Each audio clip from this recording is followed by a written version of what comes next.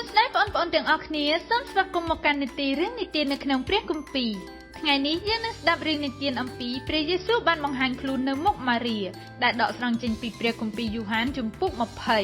ហើយនៅចុងបញ្ចប់នៃសាច់រឿងនេះយើងនឹងមានសំណួរមួយចំនួនសម្រាប់បងប្អូនឆ្លើយផងដែរដូច្នេះសូមស្ដាប់ដោយយកចិត្តទុកដាក់ទាំងអស់គ្នាណាបងប្អូន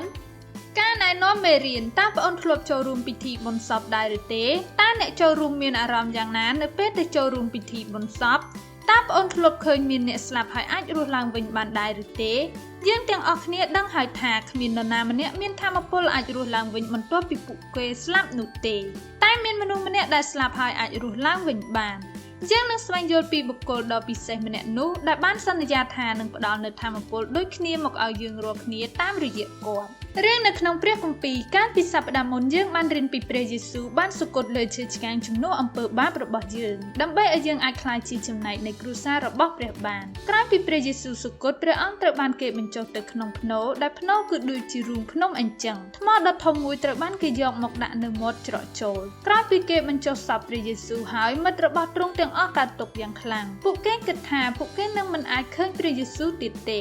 ម៉ារីម៉ាដាឡាបានទៅឯភ្នូរដែលគេបានបញ្ចុះសពព្រះយេស៊ូវនាងមានការភ្ញាក់ផ្អើលនៅពេលដែលនាងទៅដល់ទីនោះព្រោះដុំថ្មដ៏ធំនោះត្រូវបានរមៀលចេញពីភ្នូរ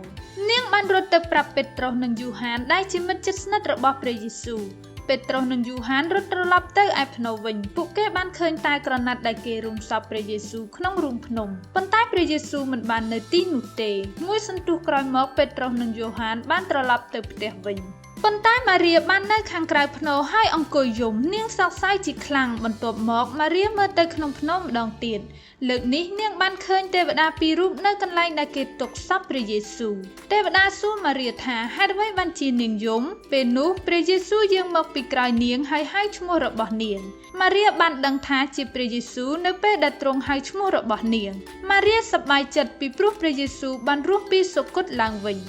នាងបានទៅប្រាប់មិត្តភ័ក្តិរបស់នាងអំពីព្រះយេស៊ូវដោយសារព្រះយេស៊ូវមិនបានសុគតរហូតទេប៉ុន្តែទ្រង់បានរស់ឡើងវិញហើយយើងដឹងថាទ្រង់គឺជាព្រះយើងដឹងថាព្រះយេស៊ូវមានអំណាចលើសេចក្តីស្លាប់យើងមិនត្រូវភ័យខ្លាចអ្វីឡើយព្រោះអំណាចរបស់ព្រះយេស៊ូវអាចមើលថែយើងនិងជួយយើងទោះបីជាអំណាចនៃសេចក្តីស្លាប់ក៏ដោយពេលយើងស្លាប់យើងនឹងមានជីវិតរស់ឡើងវិញហើយរស់នៅជាមួយនឹងព្រះអកលជានិច្ចសំណួរពិភាក្សា1តើភ្នូរសម្រាប់ដាក់សពនៅសម័យព្រះយេស៊ូវមានរូបរាងដូចម្តេច2តើម៉ារីម៉ាដាឡានិងពួកសិស្សរកឃើញអ្វីនៅក្នុងភ្នូរ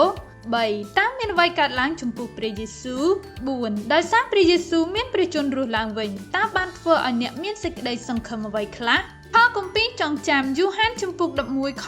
25ព្រះយេស៊ូវមានបន្ទូលទៅនាងថាខ្ញុំជាសេចក្តីរស់ឡើងវិញហើយជាជីវិតអ្នកណាដែលជឿដល់ខ្ញុំទោះបើបានស្លាប់ហើយគង់តែរស់ឡើងវិញដែរ